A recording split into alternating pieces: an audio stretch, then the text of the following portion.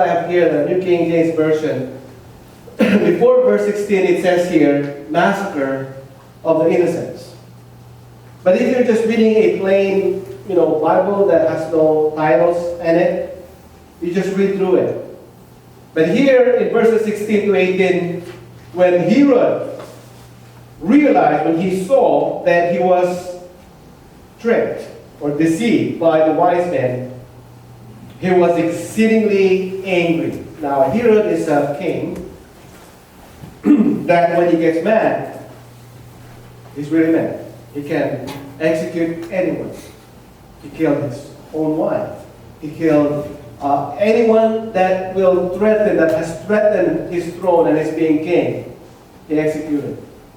That's how kind Herod was. So, according to this verse, he was exceedingly angry, and he sent forth and put to death all the male children who were in Bethlehem. In Bethlehem, where the wise men said the baby was born, right? That's where the angels actually also told them.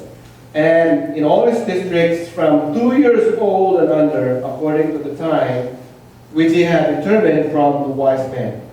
Then was fulfilled what was spoken by Jeremiah the prophet, saying, a voice was heard in Ramah, lamentation, weeping, and great mourning, Rachel weeping for her children, refusing to be comforted because they are no more.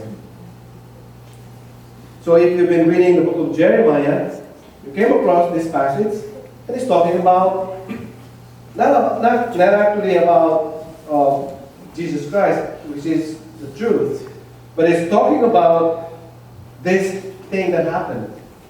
A prophecy, a voice was heard in Ramah. So what happened here? A lot of hurt.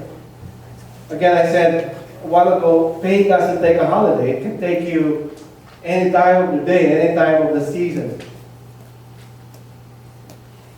And before we go through these verses, let me just share this real story. That a police officer, a healthy man in his 40s, father of a fairly big family, one Christmas Eve he began to have chest pains. And within a few hours he died, leaving his wife a widow, his kids without a dad. And I wonder, how does the widow feel at Christmas? Christmas is a very painful time for many. Sometimes grieving of a loss of a loved one. And so here, in this particular story, after Joseph and Mary left Bethlehem for Egypt, he didn't actually try. He was actually fooling the wise men by saying, I want to worship that baby boy that was said that is going to be a king. But his purpose is to execute and to kill that baby. But when the wise men disappeared and didn't return, this is what he did. And can you imagine if you are there that time? Can you imagine moms right here in this room? If you're a mother with a 2-year-old boy, that particular time, in that particular place, all of a sudden you hear horses and soldiers and their weapons sounding, and then all of a sudden you hear voices, an order of Herod, everybody should gather around with your children.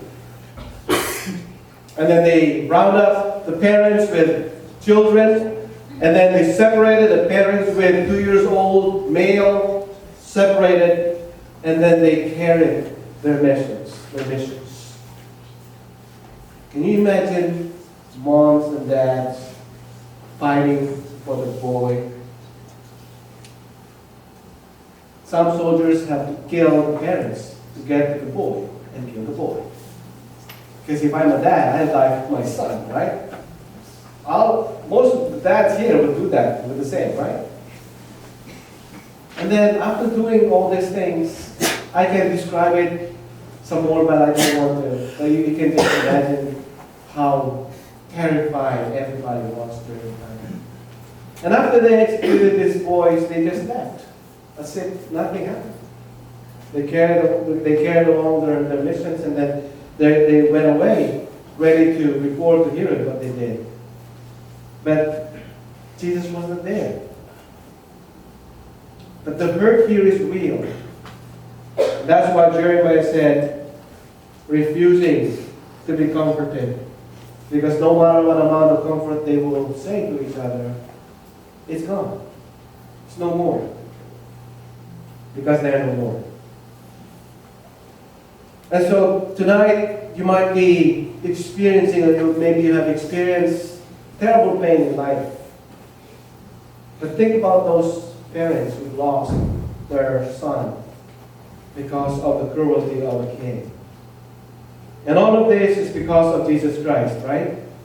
All of this is because God is protecting His Son, Jesus Christ.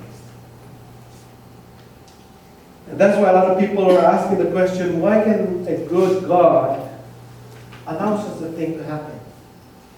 Why can a loving God allow these murders and all these horrible crimes and terrors that are happening all over the world right now? People that are innocent that are being executed like nothing. Just a few days ago in New York City, right? You hear the news. 2 police officers were just shot. Out of nowhere, this guy came in. And the parents, the children, the loved ones of these 2 officers are now grieving. And it's Christmas season. How are they celebrating Christmas? Loss of a life. Hard, right? So, Christmas can be filled with hassles. Christmas can be filled with hurt. But then Psalm 38 verses 18 to 19 says, the Lord is near to those who have a broken heart, and saves such as have a contrite spirit. Many are the afflictions of the righteous, but the Lord delivers him out of them all. When we ask the question, where are you, Lord, when I am hurting? He says, I'm right here, beside you. Lord, why do you allow me to hurt so bad? You could understand, my beloved child, if I said. But trust me when I say, you never suffer alone. Why? Because Jesus suffered too, right? He suffered on the cross. And His sufferings on the cross cannot be compared with what we are experiencing right now. So, the point tonight is, when you're hurting, don't think that you are the only person hurting. Because most of the time when we're hurting, when we lost something or a loved one, we feel that we are the only person in the world that is experiencing that kind of trouble in life. No. Jesus is telling you, what I suffered is way, way more than that you are going through right now. So don't have a pity party. Just trust me, I'm here. I understand what you're going through. And He's ready to comfort you. That's why our last point is that Christmas can bring you hope. You see, this is why we celebrate during Christmas, because there's a hope that we have in the Lord Jesus Christ. Verses 19 to 23 says, now when Herod was dead, finally, he's gone. He's dead. Now it says, behold, an angel of the Lord appeared in a dream to Joseph in Egypt, saying, arise, take your young child and his mother, and go to the land of Israel. Go back to Israel. Because I have promised that He will be there. Someone has said, we can live 40 days without food, 8 days without water, 4 minutes without air, but only a few seconds without hope. You agree with that? Actually, I know. Because there's still a lot of people today moving around without hope. And there's still life. But the reality is that if you don't have Jesus Christ in your heart tonight, you're dead spiritually. That's what the Bible is saying. You're moving around, but there's no hope. And that's what Christmas is bringing. Hope. And the hope that Christmas is bringing is not just a plain hope. It's a living hope. It's as alive as you are moving around. Because it's Jesus Christ who gives you life, who died for your sins. And then verse 19 and verse 20 saying, "Arise, take the young child and his mother and go to the land of Israel, for those who sought the young child's life are dead." Then he arose, took the young child and his mother, and came into the land of Israel. John chapter 13 verse 1 says, "Now before the feast of the Passover, when Jesus knew that his hour had come, that he should depart from this world to the Father." So here in Matthew chapter 2, we see that he's coming back. They came back to Israel. But he came back to his homeland to fulfill the promise, to die on the cross. And he's not going to stay there for eternity during the time. And we know the story. And according to John chapter 13 verse 1, he was telling them that I am ready to depart. I am leaving again. This time not to Egypt, but this time to my Father in heaven. And then I'm coming back. Take you to be with me in heaven. Beloved, that is the living hope that we are holding on. Do you have that living hope tonight in your life? That when God will say, your time is up, you're going to die tonight. Do you know where your soul is going? Do you know for sure, really, that when you close your eyes, breathe your last, that when you wake up again, you'll be in His presence? Because if not, the Bible says, tonight you can be sure, because that's what Christmas is bringing, hope. And Jesus is saying, you need to trust me.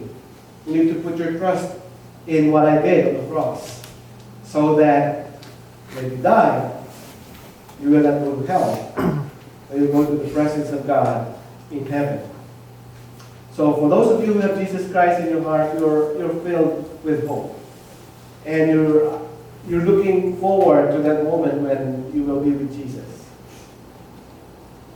And I hope if you're here tonight, you have not made the decision to receive Jesus Christ, that you will do so. Don't let this hour pass tonight, and days, and weeks, and months.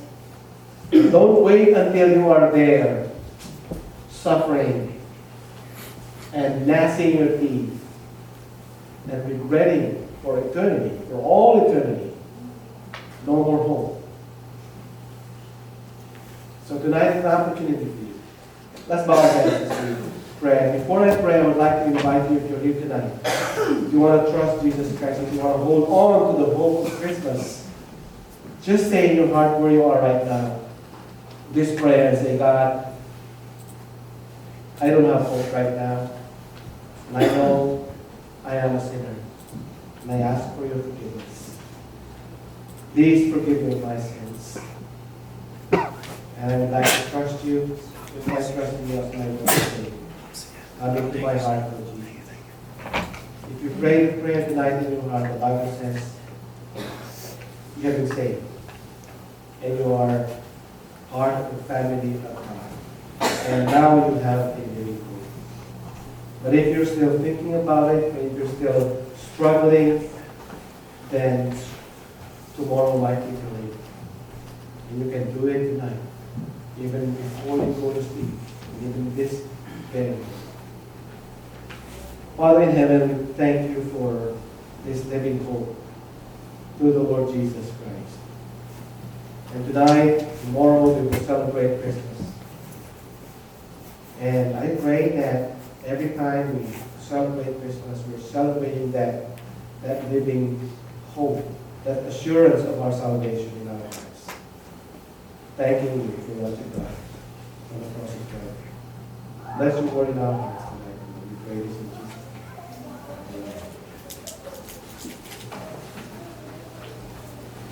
name. Amen.